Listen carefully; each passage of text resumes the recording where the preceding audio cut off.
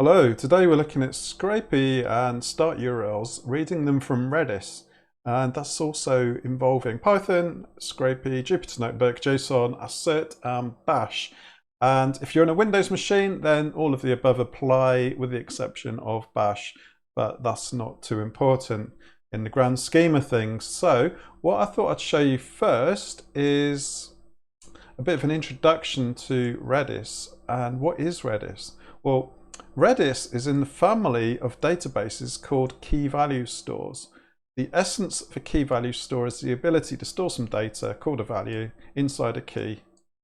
And if you know about JSON or Python dictionaries, you'll be very familiar with that.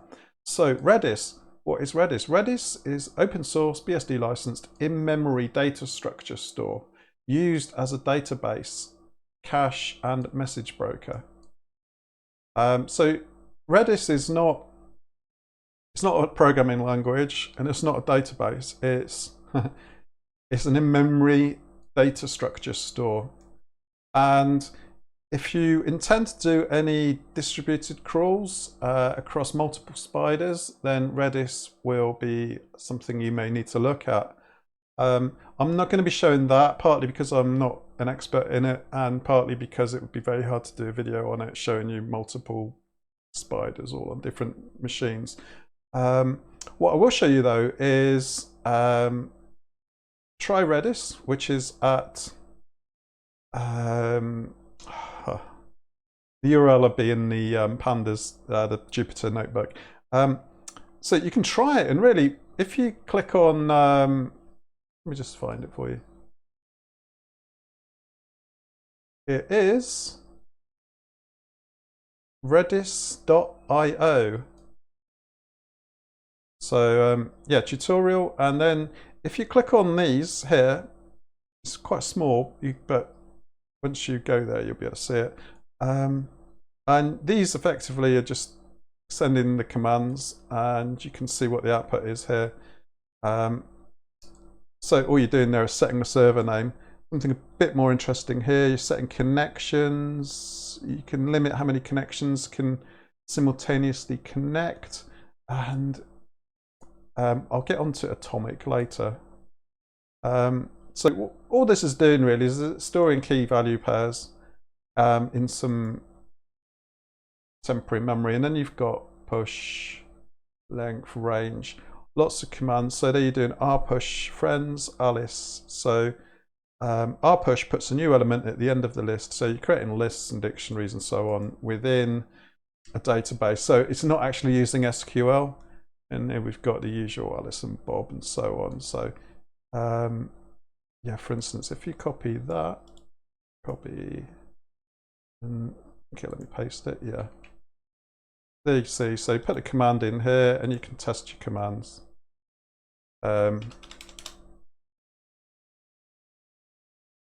rpush, so it's putting something to the right hand end of the list, and it's showing you the integer number. So that's the effectively the index in the list. So try Redis, and it's a good place to learn if you are just starting with it, as I found out. So before we do anything else, let's look at how we can install and configure Redis. So there's a good article here that I found. Let me just zoom in on that a bit for you. Redis stands for Remote Dictionary Server, which is an open source tool for Linux systems. So if you're on Windows, I believe you could still access it from, I don't know about that. Could you still access it from Windows clients that are running crawlers? Don't know. Install Redis on Ubuntu. So sudo apt update, sudo apt install Redis server. Configure it, so you have to edit etc. redis.conf. Restart the service, so sudo systemctl restart redis.service. Then we test it, and I'll show you all this where I've done it in a minute. And then to disable it, the Redis CLI command, which is redis-CLI, type ping, you get you get a response back of Pong. You can set a test message. You can configure it for local host, so you can specify where you want it to be accessed from. Set a password, which I did, which just made it hard work, but obviously you should do that in production. So you just edit it there, require pass, and then you put in your password. Yeah, I'll let you read that. So that's just ubuntupit.com. So I've actually gone through and run all that as well. So I'll just show you the output. And yeah, the first thing, sudo apt update, sudo apt install Redis server. And yeah, I edited the conf file, I restarted the service, and then we get a nice little green dot and it says it's all active, running. Yeah, once you've got that, then you can experiment with loading keys and values into it. So yeah, to start adding values, so Redis-CLI starts Redis up, and then you can, I had some authorization on that earlier, so I put in my password, a one-time password, and then yeah, set Bahamas to Nassau. So that's the key, and that's the value, key value, and then so it's set and get. Mget is multiple get, so we wanted to get multiple values from multiple keys, so key 1, key 2, and we got value 1, value 2, flush db, and then quit. So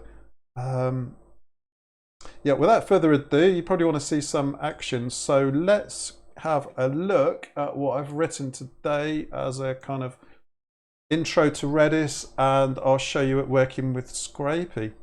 So Scrapy-redis example, let's hide the toolbar, make it bigger, there we go.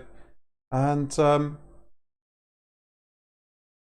yeah, don't worry about the camera covering that bit because that's redundant. I've commented that out. So Redis is open source, BSD licensed in-memory data structure, we know that. That's the tutorial page I was showing you where you can type the commands and set and the get responses. Yes, so what did atomic operation mean? An operation during which a processor can simultaneously read a location and write it in the same bus operation. This prevents any other processor or IO device from writing or reading memory until operation is complete. So you can have multiple, this is why it's so good for multiple crawlers. You're not going to get multiple crawlers getting in a muddle effectively. They're not going to be trying, one's going to be trying to read while the other's trying to write, and they're going to be getting out of sequence. So import OS, a bit bigger, import OS, import Redis, import JSON. So those are your imports. I'll put this on GitHub so you can look this up and you can get that link. That's the link on how to install Redis. So first thing I want to do is, as you've seen, I've installed Redis. So because I've installed Redis there, first thing we can do is create a connection object. So Redis connection equals Redis dot then capital R, so it's the class. And then we say host equals os.environ.get, and then that will be the host. And then character set UTF-8 decode responses equals true. You can experiment around with those. If you'd had a password, you would also pass it password equals and then your password. I've temporarily removed that because it broke my Scrapy example, so back to the drawing board on that. Yeah, must try harder. RC, so that's your connection object. If you just print that, you get connection pool, connection host, port number, and DB equals, that's the default database. So first thing I want to do is let's just start running this. So toolbar. So if we run this, import OS, import Redis, import JSON, and I've got a star that's running really slowly. And I don't know why. So anyway, let's see if we can run the next cell. So we're going to create our connection object, and then we'll see if we can get the output. And it's still running, so I don't know why this is running so slowly, but right, RC set. So we're going to set a key called foo with a value of 2. And then we're going to get the output. So what is the value of the foo key? And then it should hopefully return us. This is not working, and why? Okay, let's restart the kernel. Restart. You may find this sometimes with Jupyter Notebooks. It's my one kind of slight disappointment with it. So let's run again. Import OS, import Redis, import JSON. Okay, it's worked this time. So let's create our connection object. We've got our connection object, so if I run that, we should see the Redis connection pool host db equals 0. Yeah, there we go. rc.set, so our connection objects, we're going to set a key. So this is if this was a database, we would actually be doing insert here. So set foo key to 2, true, so it's worked. Then if we get the key, we're going to say, what have you got stored under foo, and it will return us a 2. And then we're going to do multiple set, which we saw in the tutorial. So we're going to do multiple set of Croatia key equals Zagreb value, Bahamas key equals Nassau value. We'll run that. And then we'll do RC get Bahamas, and the capital of Bahamas is Nassau. And as you can see, I've already run this. So my dict, so with a dictionary, Python, so this is Python now, Python dictionary, and then we say return value equals JSON dump. So we're going to get a JSON dump of our dictionary, and we're going to set it to an rval, a variable called rval. And then we're going to set those values there to key 1, and then we will get key 1. So effectively we're setting an entire dictionary to 1 key. I'll run that, and then if we do rc.get, so we'll get that key, and that key has been set to that, which is the JSON dump of that dictionary. And then if we run that here, yeah, and then if we run that again, we load the data into a variable DC, and then we say what is that variable, and it's a dictionary. Here was me using assert. So assert effectively is it's the correct way, rather than saying here, if, what you could have said would, if the length of the string of the value is more than 1, then print value too long. So it's the correct way to present error messages. So we've got an assertion error. So it might look ugly, but it's actually what we wanted. We want an assertion error if something does not conform to our expectations. Right, so if you're itching to get on with the Scrapy side of things, that's the build up. As I say, all of this will be in the description, so download it, look at all the links. All the links will be in the Jupyter Notebook. So the first thing you want to do is pip install Scrapy-redis, and once you've done that, this was just for notes. This is actually from the pip Scrapy-redis homepage. So all we're doing here is we're importing, well, when you use it in Scrapy, you say from Scrapy_redis.spiders import redis spider. But obviously only do that once you've run pip install Scrapy-redis. Right, feeding a spider from Redis. So if you've seen a couple of my recent videos, we've been reading start URLs from a CSV. Now you don't have to do that. You could just do it as I'm about to show you. So the class Scrapy_redis.spiders.redis_spider enables a spider to read the URLs from Redis. So the URLs in the Redis queue will be processed one after another. If the first request yields more requests, the spider will process those requests before fetching another URL from Redis. So if you go to Amazon.com first, it will crawl all of those requests that it finds, or if you're using a link extractor and a Scrapy crawl, for instance. Yeah, so that's the URL, read up on Scrapy-redis. So what I've done here is, because I'm using Jupyter Notebook, I've actually used the exclamation mark, which actually takes you to a bash prompt. And all I'm doing is echo this output. So this is provided from the documentation from pypy.org project Scrapy-redis. And what you need to do is they'll push my spider. So my spider actually is an object which is acting as the key, and then the values are you pass whatever values you want with no commas, just a space in between. So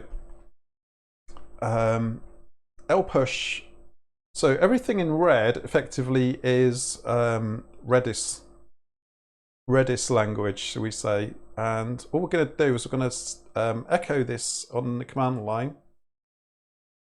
And then it's going to pipe it back to Redis. So if I was just doing it in terminal, I wouldn't need that.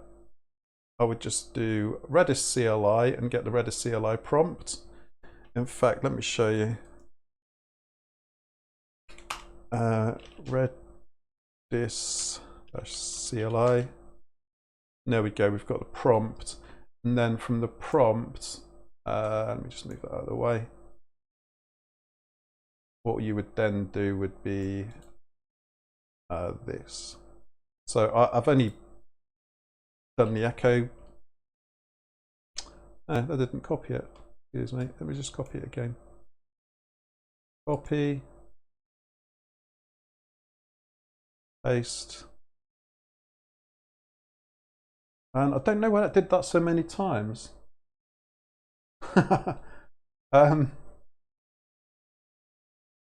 Right, well, anyway.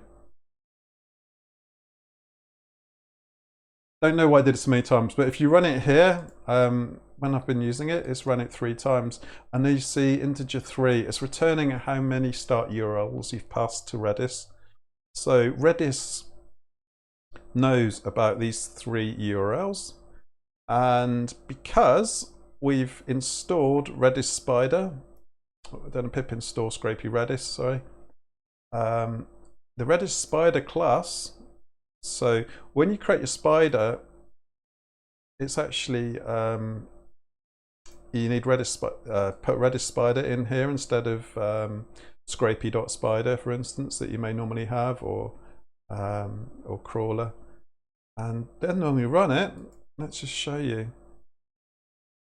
Again, I'm just doing, because I'm doing it from within Jupyter Notebooks, I'm doing the bash, the exclamation mark, so that I can run it from bash. So run, and there you can see Scrapy running in Jupyter Notebooks and reading start URLs from Redis, key, my spider start URLs, and then obviously the values are the URLs, and it's gone to google.com, msn.com, and books2scrape.com. So using Redis, we've stored multiple start URLs, and obviously I've only done 3, but you could have 500, 476, 5,000, 10,000, whatever. And obviously this has really been a demonstration of Redis Spider, and I've just shown you how to feed a spider from Redis. The power of Redis is way beyond what I've just shown here, and you can have multiple crawlers, spiders all running, and if you have 10 machines all trying to get the same start URLs from CSV, that there could be overlap, whereas with this there isn't. This is still work in progress, so if anybody knows or has any comments on how this is used on a large scale, please drop us some comments. All I've really done is scratch the surface here. I've shown how to make a connection. So that is how you make a connection once you've imported Redis.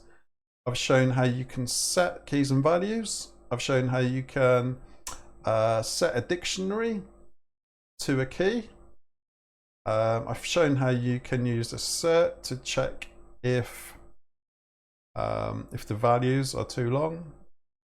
For instance, it was looking at this value and that value because the length of that value was greater than 1, then ASSERT gives us an assertion error, so we've looked at ASSERT. Yes, and Scrapy-redis, Redis Spider, and this is the example code that they provide you with, so I've just used that to just do this demonstration with.